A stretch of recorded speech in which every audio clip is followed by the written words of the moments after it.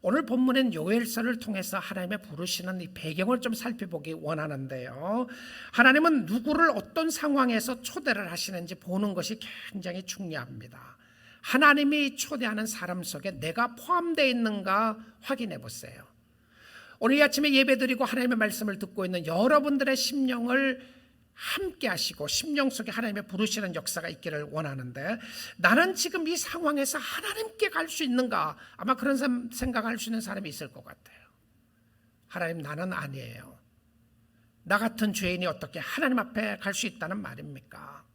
나 같은 죄인이 하나님을 사랑한다고 어떻게 말할 수 있겠습니까? 하나님, 지난주에도 내가 하나님의 마음을 아프게 하고 그 지난주에도 하나님의 마음을 아프게 하고, 하나님 내가 주를 위해서 살겠다고 했는데 또 실패하고 또 넘어졌는데 내가 무슨 낯짝으로 하나님 앞에 간다는 말입니까? 라고 하는 생각하는 사람이 있으시나요? 여러분, 그런 생각이 들면 하나님의 은혜입니다. 무슨 이야기죠? 은혜는 내가 자격 없다는 것을 깨닫게 되는 겁니다. 그런데 하나님의 음성이 자격이 없다고 생각하는 상황에서 부르시는 모습을 보게 되는데요. 오늘 요엘서 1장을 통해서 하나님이 어떤 상황에서 누구를 어떤 모습으로 부르시는지를 한번 확인해 보기 원합니다. 요엘서 1장 1절이 이렇게 시작을 합니다. 부두엘의 아들 요엘에게 임한 여호와의 말씀이라. 자, 요엘이 누군지, 그 사람의 배경이 어떤 사람인지 별로 설명이 없어요. 근데 그의 아버지가 누구였는지에 대한 이야기를 합니다. 부두엘이라고 하는 이름의 뜻은 하나님의 설득을 받은 자라고 하는 이름입니다. 하나님의 설득을 받았다. 여러분, 하나님 앞에 설득당했다, 좋은 의미예요. 하나님의 말씀이 강권적으로 역사하시는데 내 마음속에 부딪혀오면서 그 말씀이 믿어지더라, 이게 설득당한 거죠. 근데 그가 아들을 놓고 그 아들의 이름을 요엘이라고 지었습니다. 요라고 하는 의미는 여호와라고 하는 의미고요, 요엘이라고 하는 표현은 하나님이라고 하는 표현이죠. 엘샤다이, 전능하신 하나님. 엘이라고 하는 단어가 들어가면 하나님입니다. 그럼 요엘은 여호와는 하나님이시다, 이런 이름이에요. 자, 여호와는 하나님이시다. 그의 배경이 어떤 상황 속에서 살았는지, 몇 살 때 부름을 받았는지, 이런 배경을 다 제껴놓고 그의 이름이 요엘이었다라고 하는 걸 통해서 여호와는 하나님이라고 하는 이름을 가진 이 사람에게 하나님께서 임하십니다. 그리고는 말씀을 전하는데 말씀을 전할 대상들을 이렇게 선정하고 있습니다. 2절입니다. 늙은 자들아, 너희는 이것을 들을지어다. 나이가 많아서 늙었다고 표현할 수도 있겠지만, 신앙의 연륜이나 나는 신앙생활한 것이 40년이 됐습니다, 50년이 됐습니다, 늙은 자들이에요. 늙은 자들에게 이야기를 하면서 하나님의 말씀에 귀를 기울일지어다. 내가 50년 60년 동안 말씀을 듣고 살았습니다 라고 하는 사람들에게 늙은 자라고 하는 표현을 딱 쓴 겁니다. 연령적으로 늙은 자일 수도 있지만 경륜과 신앙의 어떤 모든 경험 속에서 늙은 자라고도 부를 수 있는데, 늙은 자들아, 너희는 이것을 들으라. 그리고 나서는요, 이것을 꽉 이야기하고 나서 그 다음에 이 말씀을 들어야 할 대상을 한꺼번에 확장해서 이야기를 합니다. 모든 주민들아. 자, 늙은 자는 그러면 강조했던 포인트였고요. 나는 들을 필요가 없다고 생각했던 사람일지 모르겠어요. 나는 매주 가서 설교를 듣고 말씀을 듣고 있습니다, 그런 사람일지도 모르겠습니다. 그러고 나서는 모든 주민들아, 너희는 귀를 기울일지어다. 자, 모든 주민들 속에 저와 여러분이 포함됐습니까? 당연하죠. 자, 하나님의 말씀에 귀를 기울이라고 그래요. 너희의 날에나 너희 조상의 날에, 조상들의 날에 이런 일이 있었느냐, 그 대단한 메시지를 전하고 싶은 겁니다. 지금까지 이런 소리를 들어본 적이 있느냐. 자, 그리고 3절에 가서요, 너희는 이 일을 너희 자녀에게 말하고 너희 자녀는 자기 자녀에게 말하고 그 자녀는 후세에 말할 것이라. 무슨 이야기죠? 이 이야기가 너무 중요한 이야기여서 자손 대대로 이 말을 하라는 거예요. 도대체 하나님이 무슨 말씀을 하고 싶으셔서 이렇게 강력하게 말씀하시죠? 무슨 말씀인지 한번 보겠습니다. 4절입니다. 이 말씀이에요. 들으라고 하고는 이거 이야기하는 거예요. 파충류가 남긴 것을 메뚜기가 먹고 메뚜기가 남긴 것을 느치가 먹고 느치가 남긴 것을 황충이 먹었도다. 이게 무슨 말이에요? 여러분, 그 이스라엘 백성들이 출애굽할 때에, 애굽에 살 때에 10가지 재앙 기억하시죠? 뭐 그게 뭐였는지는 모르더라도 있었다는 건 아시잖아요. 10가지 재앙 중에서 8번째가 메뚜기 재앙이었습니다. 근데 이 메뚜기 재앙을 이야기를 하면서 메뚜기 재앙의 핵심이 무엇이었냐면 성경은 이렇게 말하고 있어요. 메뚜기 떼들은 밭의 모든 채소와 나무 열매를 다 먹어버렸습니다. 사람이 먹어야 하는 것을 메뚜기 떼가 나타나더니 다 먹었다는 것이죠. 메뚜기만이 아니라 계속적인 연결로서 파충과 메뚜기, 느치, 황충이 먹었다고 이야기합니다. 무엇을 이야기하고 있죠? 재난입니다. 앞으로 올 큰 재난을 이야기를 하는데 심판을 이야기하는 거죠. 심판을 이야기하는데 이 구절을 본문의 의미를 조금 더 쉽게 번역을 한다면 이런 포인트입니다. 늙은 메뚜기가 남긴 것을 새로 부화된 메뚜기가 먹고, 그러니까 연결되는 부분이죠. 메뚜기가 남긴 것을 새끼 유충이 먹고 유충이 남긴 것을 성숙한 곤충이 먹었도다. 그 지속적인 재난의 어려움을 이야기하는데 연결하는 모습입니다. 그런데 하나님이 하고 싶은 이야기가 있어요. 여러분, 재난은요, 힘들고 어려운 여러 가지 일들은 하나님의 메시지가 있습니다. 여러분의 삶 속에 일어나는 많은 일들 가운데 하나님이 하고 싶은 이야기가 있어요. 오늘 저와 여러분에게 주시고 싶은 메시지가 있는데 이 메뚜기 재앙으로 통해서 주시고 싶은 메시지가 무엇이었냐면 1장 12절입니다. 12절에 보게 되면 이런 말씀을 하고 있어요. 포도나무가 시들었고 무화과 나무가 말랐으며 석류나무와 대추나무와 사과나무와 밭의 모든 나무가 다 시들었으니, 왜 그랬죠? 메뚜기 떼가 와서 다 먹어버렸어요. 이러므로 자, 포인트가 뭡니까? 사람의 즐거움이 말랐도다. 재난을 통해서 사람의 기쁨이 없어진 거예요. 오늘날 우리는 힘들고 어려운 상황을 겪어가면서 성도들에게 기쁨이 뺏겼습니다. 기쁨을 앗아가버린 경우가 많이 있어요. 이렇게 힘들고 어려운 상황 속에서 내가 어떻게 기뻐할 것인가? 기쁨이 없어졌어요. 즐거움이 없어졌어요. 주를 섬기는 기쁨이 없어지고 그냥 살아가는 겁니다. 오늘날 주위에서 울부짖는 사람들의 신음소리를 많이 듣고 있습니다. 젊은 사람들도 무슨 의미로 사느냐, 늙은 사람도 무슨 의미로 사느냐, 일하는 사람들은 힘들고 어렵다, 계속 힘들고 어려움을 이야기를 하는데 즐거움이 메말라 있습니다. 자, 그런데 이 상황이 언제 일어나는 일이냐면 구약시대예요. 구약시대. 근데 이 구약시대에 있어서 세상에 종말이 온다라고 하는 포인트에서 이야기를 하는 겁니다. 구약시대에서 봤을 때 종말의 끝은 어디였냐면 메시아가 오실 때입니다. 초림의 예수가 오셨을 때가 종말이었어요.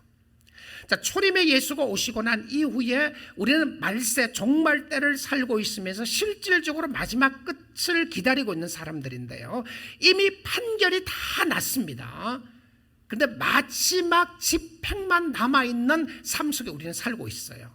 자, 우리는 구약시대가 아니고 신약시대에 살고 있는데 이 역사가 이미 이루어지는데 이 종말의 끝의 모습으로 가르쳐주는 것이 무엇이었냐면 여호와의 날이라고 하는 표현입니다. The day of the Lord. 그 구약 성경을 읽다가 The day of the Lord, 여호와의 날이라고 하는 단어가 나오면 아, 이건 끝을 이야기하는가 보다, 이렇게 보시면 돼요. 아, 세상의 끝을 이야기하는가 보다. 자, 그래서 요엘서를 통해서 15절에 이렇게 말씀합니다. 여호와의 날이 가까웠나니 곧 멸망같이 전능자에게로부터 이르리로다. 자, 끝은요, 세상의 끝은 자연적인 재해 때문에 일어나지 않아요. 글로벌 워밍을 때문에 지구가 망하지 않습니다. 영향력을 미치게 되는 거죠. 우리는 코로나 바이러스를 통해서 전 세계가 우주적으로 영향을 미치고 있다는 것을 알게 됩니다. 그런데 이것이 세상의 끝인가? 하나님이 정하세요. 그런데 이 세상의 끝은, 심판의 끝은 결과적으로 누구 손에 달려있느냐 하면 전능하신 하나님으로부터 온다고 되어 있습니다. 누구요? 우리 아버지입니다.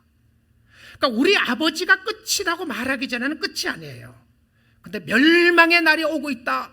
너희들이 이 땅에 살아가면서 힘들고 어려운 날이 끊이지 않을 것인데 어려운 일들이 있을 것이다 라고 이야기를 해요.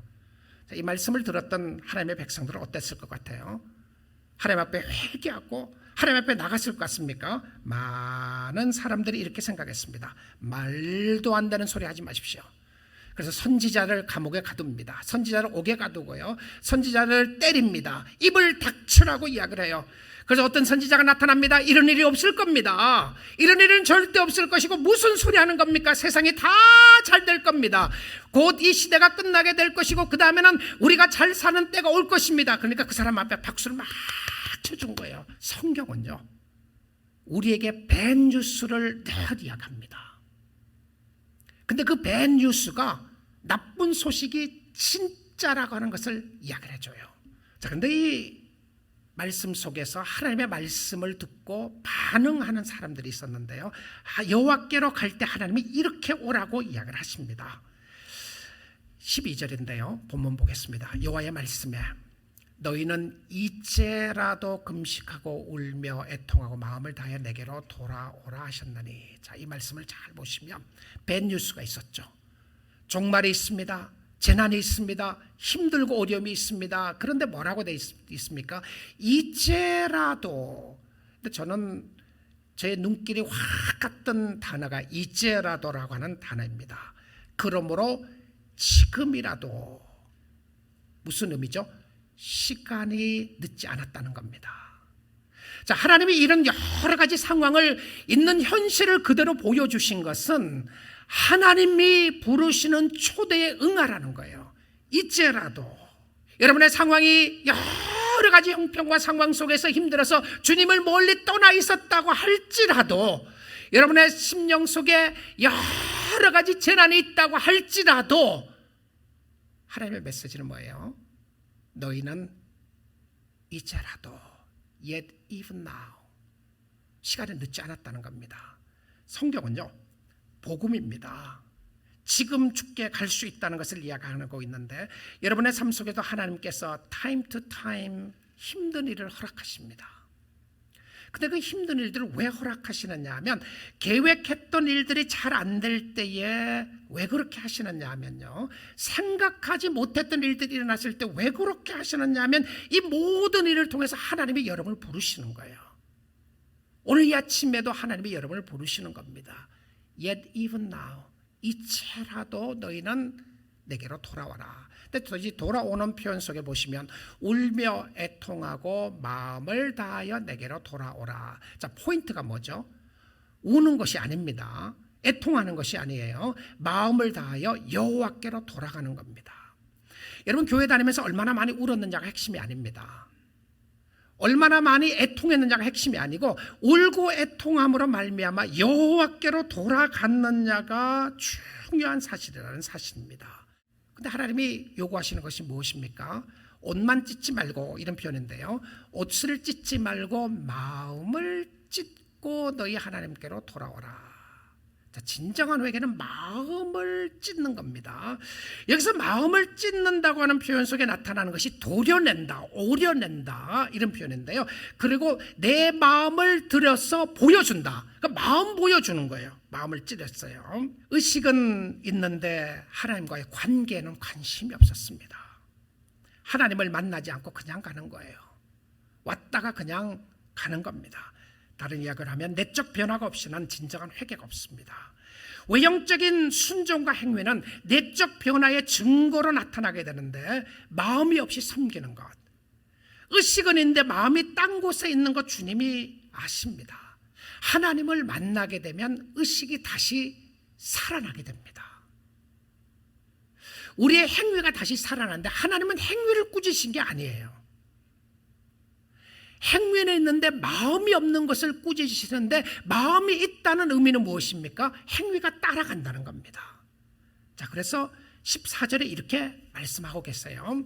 주께서 혹시 마음과 뜻을 돌이키시고, 그러니까 하나님의 마음도 돌이키십니다. 그러니까 어떤 영어 번역에서는 하나님을 repent한다고 하는 repent라는 단어를 썼어요. 그러니까 실질적으로 하나님은 죄를 지어서 repent를 하는 것이 아니라 하나님의 의도를 돌이키신다고 하는 단어에서 돌이키고 돌아온다는 의미입니다. 하나님이 벌을 내리시겠다고 작정하신 거예요. 하나님을 사랑하지 않기 때문에, 하나님의 뜻대로 살지 않았기 때문에 벌을 내린다고 작정을 하셨는데, 우리가 돌이키게 되면, 돌아가게 되면 벌을 주려고 했던 것을 바꾸어서 축복을 주시겠다고 약속한 겁니다. 여러분, 이런 복음이 어디 있습니까? 이렇게 하나님이 여러분을 사랑하시고 축복하시기를 기뻐하시는데, 하나님의 뜻을 돌이키시고 그 뒤에 무엇을 내리신다고? 복을 내리사. 너희 하나님 여호와께 소제와 전제를 드리게 하지 아니하시는지 누가 알겠느냐. 무슨 말이죠? 그들이 소제와 번제를 드렸잖아요. 예배를 드렸습니다. 하나님 앞에 나왔어요. 그런데 제 헌신의 모습으로 마음을 다하여 드리니까 그 전에 드렸던 거 하나님이 안 받으셨어요. 여러분, 여러분은 진심으로 정말 하나님을 사랑한다고 했는데 헌신했어요. 평생 교회 다녔어요. 물질도 드리고 교회 가서 봉사도 하고 했는데 하나님이 하나도 안 받으셨다 그러면 얼마나 가슴 아픈 일이죠. 그렇지 않습니까? 나는 하나님 앞에 잘 섬겼다고 생각했는데, 근데 받지 않는 이유가 있습니다. 하나님이요. 여러분의 마음을 들여서 드리는 것이 아니면 받지 않았어요.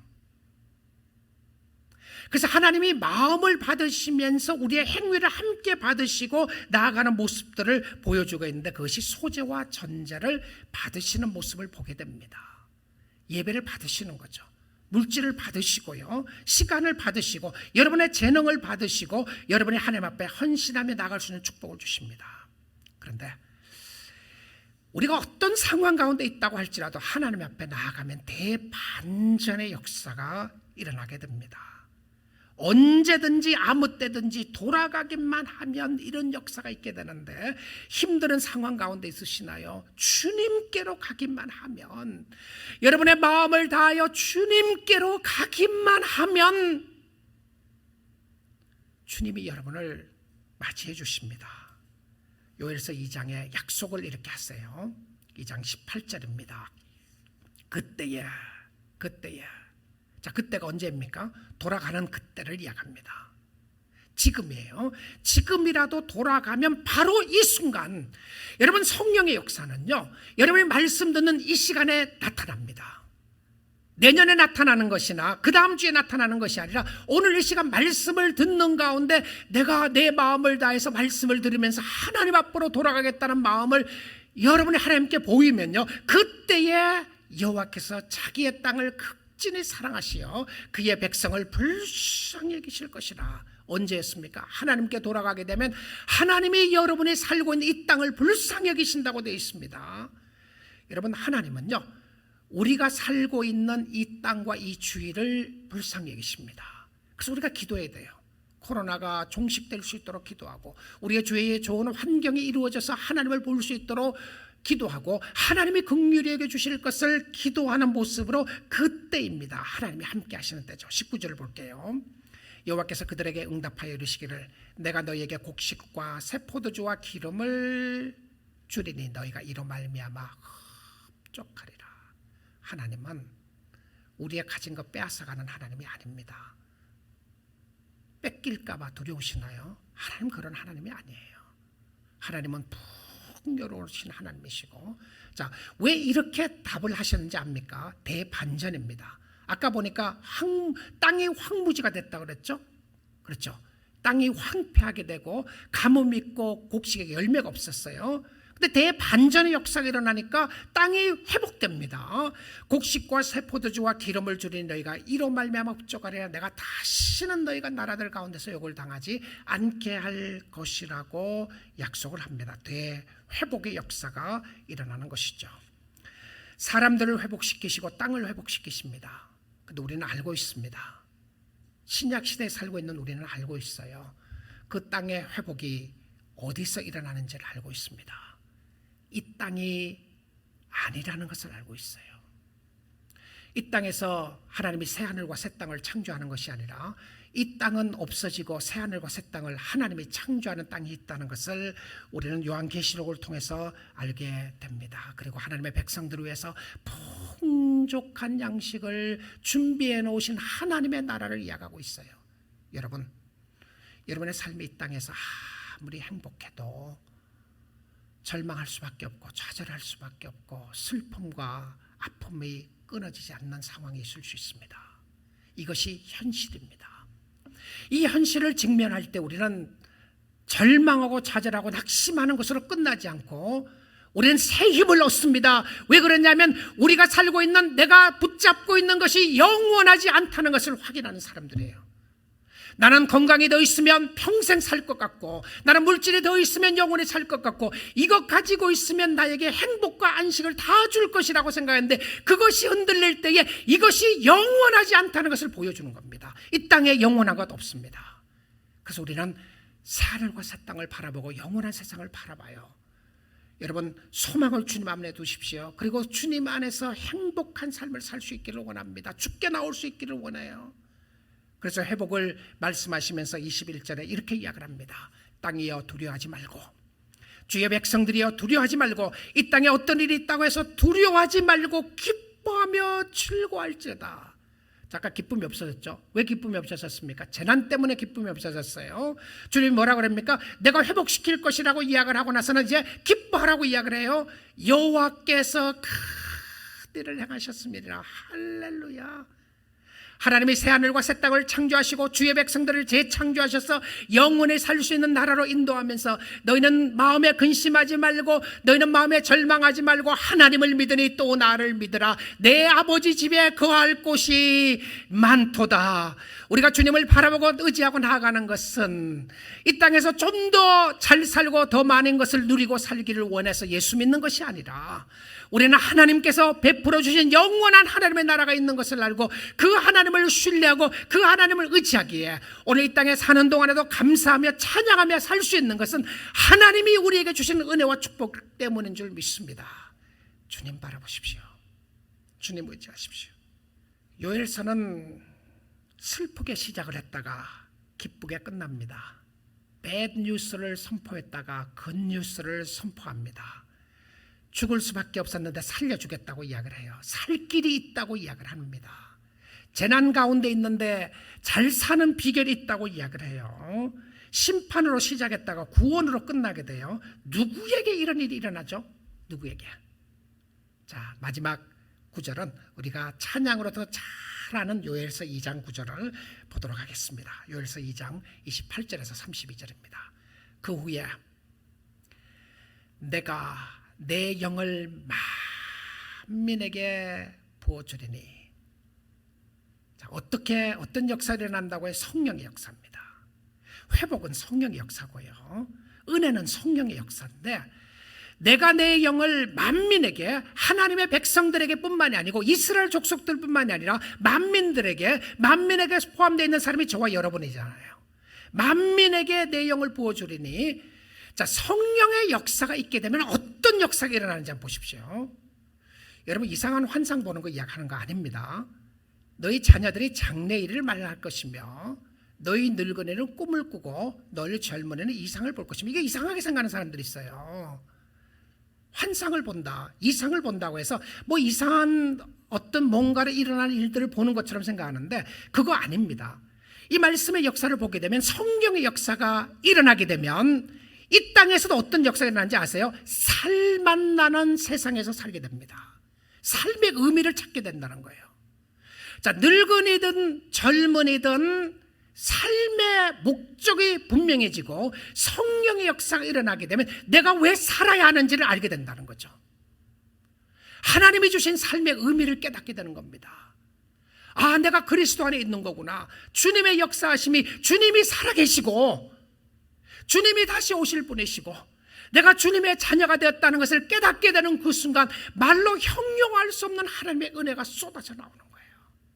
그러니까 살만 나는 겁니다. 육체적으로 어려울 수 있어요. 힘든 일이 있을 수 있습니다. 그런데 성령의 역사가 임하는 순간 내가 어떤 모습으로 살아야 할지를 깨닫게 되는 겁니다. 자, 그리고 29절 한번 볼게요. 그때에 내가 또 내 영을 남종과 여종에게 부어줄 것이며, 여기에 나오는 것이 종입니다. servant예요. 여러분, 클래스가 없어집니다. 상전이나 종의 클래스가 없어져요. 금숟갈이 없어집니다. 그리스도 안에서는요. 그리스도 안에서는 내가 잘난 사람이냐 못난 사람이냐는 것이 없어져요. 남종이나 여종에게나 내가 영을 성령을 부어줄 것이다. 그러니까 성령의 역사가 있게 되면 이퀄라이즈 되게 되죠. 평등해지게 됩니다. 우리는 다 성령의 역사 안에서 우리가 하나님의 자녀라는 것을 확인하게 되는데요. 30절 한번 볼게요. 내가 이적을 하늘과 땅에 베풀려니 곧 피와 불과 연기 기둥이라. 자, 이 부분이 언제 완성되느냐 하면 예수 그리스도가 초림으로 오실 때에 완성되는 것을 이야기를 해요. 초림의 예수가 완성되는 것을 이야기를 하면서 그 다음 부분에 31절 보겠습니다. 여호와의 크고 두려운 날이 이르기 전에, 여호와의 날입니다. 해가 어두워지고 달이 빛빛같이 변하려니와. 자, 요엘서는 구약 선지자라고 그랬습니다. 구약 성경인데 구약 성경의 이 모습이 이루어졌죠. 이미요. 언제요? 예수 그리스도가 십자가에 못 박혀 돌아가시기 전에 어땠습니까? 태양빛이 빛을 내지 못했습니다. 캄캄했어요. 달빛이 핏빛같이 변했다고 성경을 이야기하고 있습니다. 초림의 예수가 심판주로 오시고 구원주로 오시면서 이 일이 이루어졌어요. 자, 이 말씀을 계시록에 가서 보게 되면 완전히 태양과 해와 달이 다 없어집니다. 그리고는 예수 그리스도의 광명의 빛이 비춰지게 됩니다. 자, 그러면 우리는 어느 때에 살고 있는가? 초림의 예수가 오시고 난 이후에 정말로 말세의 끝자락에 살고 있습니다. 다시 오실 예수를 기다리는 거예요. 근데 그때는 캄캄했던 것이 새롭게 변화되면서 그 새로운 빛은 오직 예수 그리스도의 빛이었다고 성경은 우리에게 이야기해 주고 있습니다. 자, 이런 상황이 있는데 두려워합니까? 무서움으로 꽉 차 있었어요. 큰일 났다고 생각하십니까? 아니면 무슨 소리인지 안 들리시나요? 여러분, 주의 음성을 들어보십시오. 복음의 좋은 소식을 들어보시는데 그 좋은 소식이 32절에 잘하는 말씀으로 나오죠. 누구든지 여호와의 이름을 부르는 자는 구원을 얻으리니. 자, 이 요엘서 이 상황에서 주시는 메시지였습니다. 오늘 힘들어하고 절망 가운데 있고 낙심 가운데 있고, 또 어떤 사람들은 편안하다고 생각하고 종말이 없다고 생각을 하고 끝이 없다고 생각하고 모든 것이 잘 될 거리라고 생각하고, 어떤 사람은 그것 때문에 두려워하고 낙심하고 있는 사람들에게 주님이 주시는 오늘 이 아침 시간에 주시는 메시지가 누구든지 여호와의 이름을 부르는 자는 구원을 얻으리니. 이는 나 여호와의 말대로 시온산과 예루살렘에 피할 자가 있을 것이며 하나님의 피난처를 두시고 남은 자 중에 나 여호와의 기름 부음을 받을 자가 있을 것입니다. 성령의 역사입니다. 남아있는 자들에게 성령의 역사를 부어주실 것이라고 이야기를 하면서 누구든지 주의 이름을 부르는 자는 구원을 얻게 될 것이다. 망설이지 말고 오늘 이 시간에 바로 나왔어요. 하나님, 천부여우지 없어서 손들고 갑니다. 내가 주님의 자녀가 되기 원합니다. 주님의 아들입니다. 주님의 딸입니다. 주께 나갑니다. 그러면 주님께서 여러분을 맞이해 주시고 놀라운 은혜와 사랑으로 축복해 주시고 하나님의 구원의 역사를 베풀어 주시는, 우리에게만 들려주시는 복음의 소식을 인하여 주님 때문에 기뻐하고 찬양하는 여러분이 다 될 수 있게 될 줄 믿습니다. 그 은혜, 그 사랑 감사하여 주를 섬기기를 주님의 이름으로 축복드립니다.